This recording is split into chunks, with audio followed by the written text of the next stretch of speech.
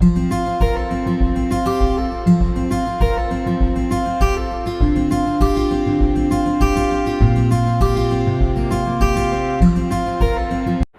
अस्सलाम वालेकुम स्टूडेंट्स, आज हम डिस्कस करेंगे इंट्रोडक्शन टू फिज़िक्स।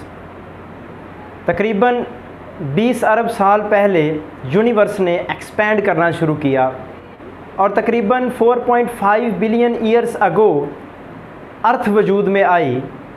तो उसके बाद अल्लाह ने हज़रत इंसान को जब ज़मीन पर भेजा तो इंसान ने सोचना शुरू किया, गौर व फ़िक्र शुरू किया। सुबह हुई तो सूरज निकला। इंसान ने सोचना शुरू किया कि सूरज से रोशनी क्यों निकलती है, ये हमेशा मशरक़ से मगरब की तरफ ही क्यों जाता है। रात हुई तो सितारे निकले। इंसान ने ये सोचा कि इन सितारों से रोशनी क्यों निकल रही है। रात के वक़्त चाँद निकला तो इंसान ने ये सोचा कि भाई चाँद क्यों चमकता है। ऐसे ही आंधियाँ चली तो इंसान ने सोचा कि आंधी क्यों चलती है। ऐसे ही बादल इंसान ने देखे तो इंसान के जहन में ख़्याल आया कि ये बादल कैसे बनते हैं। बिल्कुल ऐसे ही आसमान की तरफ देखा तो इसका रंग नीला था, तो इंसान ने सोचा कि इसका रंग नीला क्यों है। इस तरह की ऑब्ज़र्वेशंस होती गईं। साहिल समंदर पे तेज़ हवाएं चलीं तो इंसान ने सोचा कि ये हवाएं क्यों चल रही हैं। इंसान की सोचो विचार जारी रही, ऑब्ज़र्वेशंस होती रहीं और इल्म जो है वो बढ़ता गया। साइंसी इल्म जो है वो इंक्रीज़ करता गया। इंसान पीसा के टावर पे चढ़ा और वहाँ से उसने छोटे और बड़े पत्थर गिराए। तो उसने दुनिया को बताया कि छोटा पत्थर हो या बड़ा पत्थर हो, वो ज़मीन की तरफ एक जैसे एक्सेलरेशन से मूव करता है। इंसान ने ऑब्ज़र्व किया तो उसे ये पता चला कि ज़मीन सूरज के गिर्द घूमती है। इंसान का ये गौर व फ़िक्र का सिलसिला जारी रहा और साइंसी इल्म बढ़ता रहा।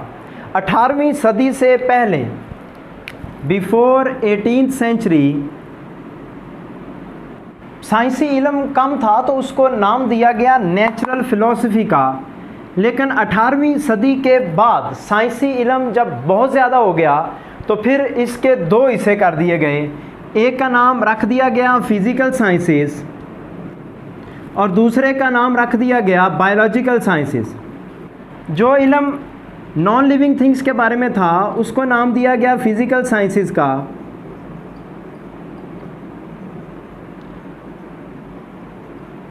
और जो इल्म लिविंग थिंग्स के बारे में था उसको नाम दिया गया बायोलॉजिकल साइंसेस का। इल्म जब मज़ीद बढ़ता गया तो फिर फ़िज़िकल साइंसेस की आगे 3 ब्रांचेस बन गईं। एक को नाम दिया फ़िज़िक्स का, एक को नाम दिया केमिस्ट्री का और तीसरी को नाम दिया मैथमेटिक्स का। ऐसे ही नॉन लिविंग थिंग्स का जो इल्म था उसकी भी 3 ब्रांचेस बन गई। एक को नाम दिया गया बायोलॉजी का, दूसरे को नाम दिया गया ज़ूलॉजी का और तीसरे का नाम रखा गया बॉटनी। आज की हमारी जो डिस्कशन है वो नॉन लिविंग थिंग्स में जो फ़िज़िकल साइंसेस हैं इसमें फ़िज़िक्स के ऊपर। आज हम फ़िज़िक्स के ऊपर डिस्कशन करने जा रहे हैं। ये जो वर्ड फ़िज़िक्स है ये एक ग्रीक वर्ड से बना है जो है फ़िज़िकोस से बना है और इसका मतलब है स्टडी ऑफ नेचर।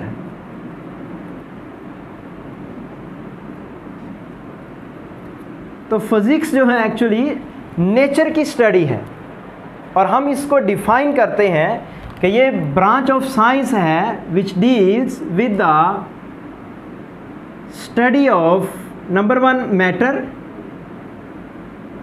और नंबर 2 एनर्जी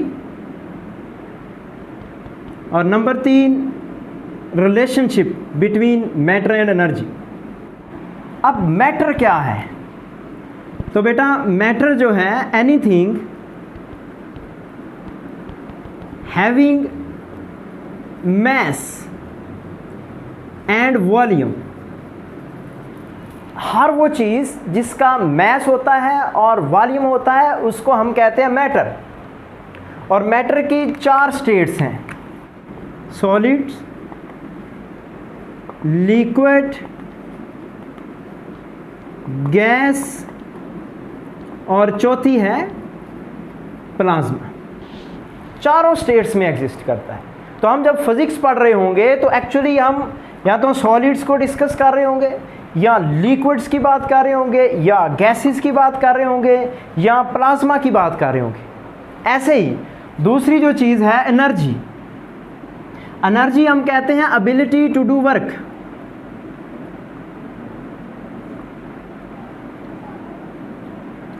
काम करने की सलाहियत को एनर्जी कहते हैं। और एनर्जी की काफ़ी फॉर्म्स हैं, जिनमें आप लिख सकते हैं इलेक्ट्रिकल एनर्जी, जैसे इलेक्ट्रिसिटी है। ऐसे ही आपके पास है मैकेनिकल एनर्जी, और मैकेनिकल में फिर 2 टाइप्स हैं, काइनेटिक एनर्जी और पोटेंशियल एनर्जी। ऐसे ही light is also form of energy, ऐसे ही साउंड एनर्जी, ऐसे ही न्यूक्लियर एनर्जी, ऐसे ही एटॉमिक एनर्जी, ऐसे ही केमिकल एनर्जी। बहुत सी फॉर्म्स हैं एनर्जी की। तो जब हम फिजिक्स पढ़ रहे होंगे तो कभी हम इलेक्ट्रिसिटी की बात कर रहे होंगे, कभी हम मैग्नेटिज्म की बात कर रहे होंगे, कभी हम मैकेनिकल एनर्जी की बात कर रहे होंगे, या साउंड एनर्जी, लाइट की बात हो रही होगी, न्यूक्लियर एनर्जी की बात हो रही होगी, ऐसे ही केमिकल एनर्जी की बात हो रही होगी। तीसरा पॉइंट है बेटा रिलेशनशिप, मैटर और एनर्जी का रिलेशनशिप। एनर्जी और मैटर के रिलेशनशिप के लिए आपके पास एक इक्वेशन है, is equal to mc square. इसी को आप बेटा फिजिक्स की डेफिनेशन भी कहते हैं कि इसमें एनर्जी भी है, मैटर भी है। और ये जो c है ये स्पीड ऑफ लाइट, और इसकी वैल्यू होती है 3 × 10⁸ मीटर पर सेकेंड। अब इस इक्वेशन का क्या मतलब है? इसका मतलब है कि मैटर और एनर्जी जो है वो एक दूसरे के इक्विवेलेंट हैं, या आप ये कह सकते हैं मैटर और एनर्जी जो है ये एक ही सिक्के के 2 रुख हैं। जब आप न्यूक्लियर फिजिक्स पढ़ेंगे तो तब आप इसको ज़्यादा डिटेल में सीखेंगे। तो अब इसका मतलब आप ऐसे समझ लें कि 1 kg अगर मैस है तो उसके इक्विवेलेंट कितनी एनर्जी होगी, इस फार्मूले में मैस की जगह पे 1 kg पुट कर दें तो 9 × 10⁻16 जूल एनर्जी जो है वो 1 kg मैटर के इक्विवेलेंट होती है। तो हमारे इस कोर्स में जो कि फर्स्ट ईयर और सेकंड ईयर का कोर्स है, इसमें हम मैटर, एनर्जी और इनके रिलेशनशिप की बात करते रहेंगे। जैसा कि पहले चैप्टर में हम मेजरमेंट्स की बात करेंगे, दूसरे चैप्टर में हम वेक्टर्स को डिस्कस करेंगे, तीसरे चैप्टर में हम लीनियर मोशन की बात करेंगे, चौथे चैप्टर में हम वर्क और एनर्जी को डिस्कस करेंगे। ऐसे ही 5वें चैप्टर में हम सर्कुलर मोशन, रोटेशनल मोशन की बात करेंगे। छठे चैप्टर में हम फ्लूइड्स को डिस्कस करेंगे। 7वें चैप्टर में हम ऑसिलेशंस को पढ़ेंगे। 8वें चैप्टर में हम वेव्स की बात करेंगे। 9वें चैप्टर में हम फिजिकल ऑप्टिक्स पढ़ेंगे। 10वें चैप्टर में हम ऑप्टिकल इंस्ट्रूमेंट्स को डिस्कस करेंगे। ऐसे ही 11वें चैप्टर में हम हीट एंड थर्मोडायनामिक्स पढ़ेंगे। बेटा फ्रंटियर्स ऑफ साइंस क्या है? इसको मैं फ्रंटियर्स ऑफ फिजिक्स भी कहता हूँ। Frontiers of science, frontiers of science.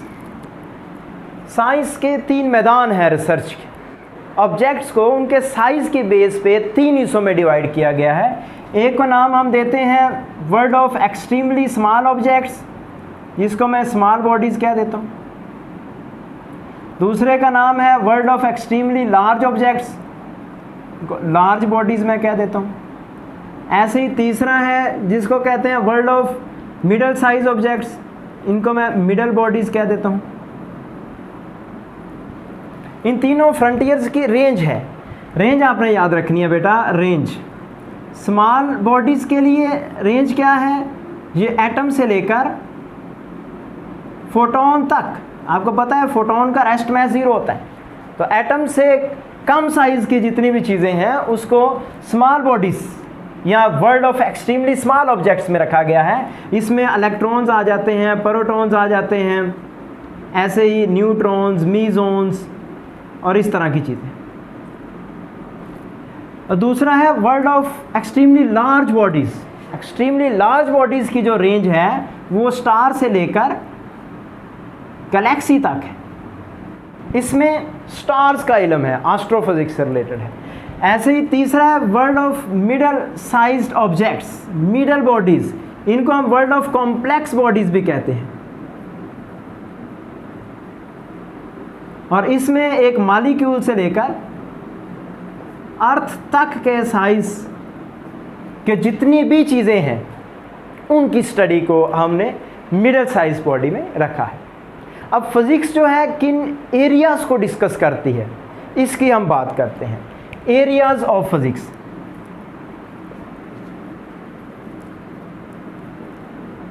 Areas बेटा दो तरह के हैं। एक को हम कहते हैं डिसिप्लिनरी एरियाज़,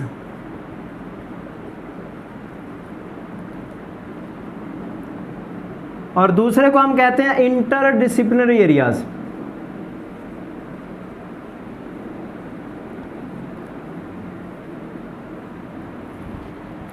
जो बेटा डिसिप्लिनरी एरियाज़ हैं इनको हम कहते हैं ये प्योर फिज़िक्स है,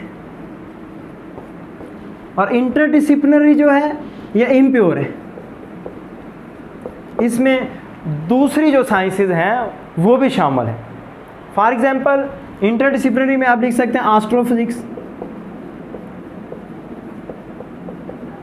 ऐसे ही आप लिख सकते हैं बायोफिजिक्स, ऐसे ही केमिकल फिजिक्स, ऐसे ही फिजिक्स ऑफ म्यूजिक, जियोफिजिक्स, ऐसे ही आप लिख सकते हैं फिजिकल ओशियनोग्राफी। बेटा ये 8 लिखे हुए हैं, आपकी बुक ने 8 लिखे हैं। आप अगर इन 8 को याद रख लें तो बाकी सारे के सारे इसमें आ जाते हैं डिसिप्लिनरी में।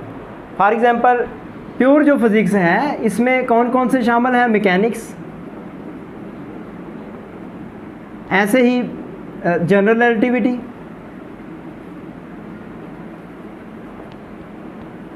Special relativity, solid state physics, ऐसे ही आप लिख सकते हैं प्लाज्मा फिजिक्स, ऐसे ही इलेक्ट्रोडायनेमिक्स, ऐसे ही आप लिख सकते हैं हीट एंड थर्मोडायनेमिक्स।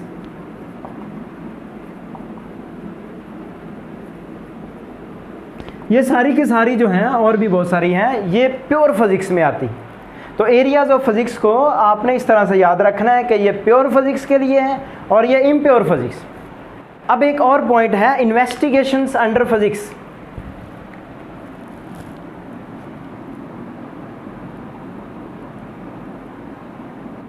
फिज़िक्स जब आप पढ़ते हैं तो उसमें आप किन चीज़ों को डिस्कस कर रहे होते हैं? इसमें आप लॉज ऑफ फिज़िक्स की बात कर रहे होते हैं,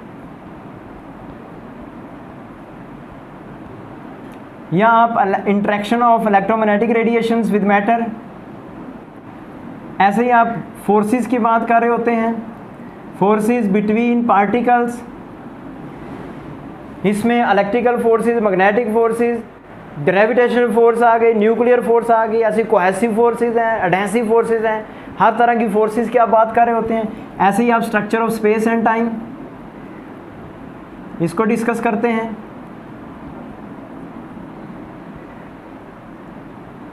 और भी बहुत सी चीज़ें हम इसमें डिस्कस करते हैं। फिज़िक्स ने हमारी लाइफ को बहुत आसान बना दिया है।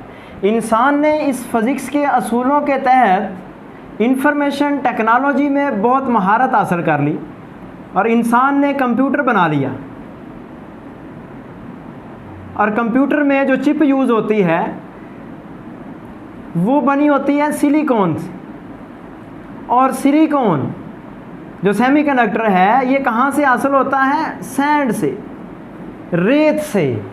आपने रेगिस्तान देखे हैं, वहाँ बहुत ज़्यादा रेत मौजूद होती है, और इंसान ने उन्हीं टीलों से रेत हासिल की और उस रेत से सिलिकॉन निकाली और उस सिलिकॉन से ये चिप्स बनाई और इससे आपके इंफॉर्मेशन टेक्नोलॉजी में महारत हासिल की और इंसान ने कंप्यूटर बनाए, इंसान ने मोबाइल बनाए। तो बेटा ये अब इंसान के ऊपर है कि वो क्या करना चाहता है। वो उन रेत के टीलों को छानना चाहता है, उन्हीं टीलों पे रहना चाहता है, या फिर उस रेत से सिलिकॉन हासिल करके उससे कंप्यूटर बनाता है। तो ये एक ब्रीफ सा इंट्रोडक्शन था फिज़िक्स का। अल्लाह हाफिज़।